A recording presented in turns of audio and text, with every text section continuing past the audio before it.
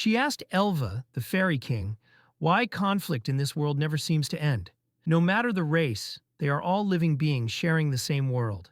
She feared that one day, both the Elf-kin and the Fairy-kin would face destruction. Elva reassured her with a gentle smile, promising that they would always be friends. Back in the present, the overwhelming power of the Fairy King surged, but it was not her own.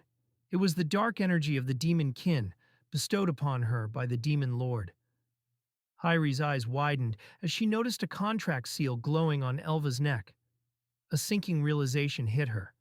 Elva wasn't wielding this power by choice. If she continued, she would be nothing more than a pawn of the demon kin. Despite everything, Hyri had saved a portion of her strength for someone else's sake, but now she was willing to use it for Elva. Elva unleashed a devastating attack, but before it could reach its Hyri, a radiant barrier of light materialized, blocking the blow. In response, Hyri released an enormous surge of magical energy. The air trembled under its intensity. With a single incantation, Hyri completed a recovery spell, instantly healing her wounds. Even Kotarou felt its effects. His body suddenly felt lighter, as if the weight of exhaustion had vanished. This was the power of Hyri Titania, the strength she once wielded as the great sage. Then she cast her spell, Freezing Sacred Stigmata. The spell surged forward, not to destroy Elva, but to save her. The contract was severed. The chains binding Elva to the demon kin were shattered. She was free. Elva gasped in disbelief. Hyri still remembered. Even after 100 years, she hadn't forgotten what she had said, that they would always remain friends. Kotarou, overcome with relief, reached out toward Elva, only for a dark figure to descend upon them, stomping down mercilessly on her. It was a demon. She was enjoying the scene, a member of the 10 demons of Apru. Hyri's anger grew as she watched the demon stomp on Elva. The demon spoke, mocking them.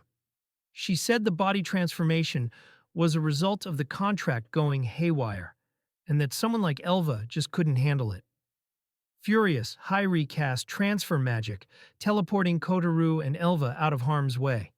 The moment they teleported, she followed with Karmic Inferno Annihilation, a destructive spell so powerful it obliterated the ground. Despite the devastation, the demon remained unscathed. Hyri, drained from using her most powerful spell, was now exhausted. The demon leapt, preparing to attack. Hyri responded by casting a shield spell, shaping the earth and rocks around her for protection. But the demon's relentless assault crushed the shield. It seemed like part of Hyri's plan. After the rocks shattered, Hyri cast Freezing Sacred Stigmata, the same spell she once used to free Elva. But she missed. The demon mocked her. Hyri's magic was depleted, and the demon taunted her further, claiming that the power of the great sage was gone.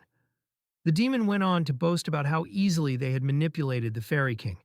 They had toyed with her like a puppet. Hyri was seething with anger. Kotarou too was enraged after hearing everything and seeing the demon's cruel actions.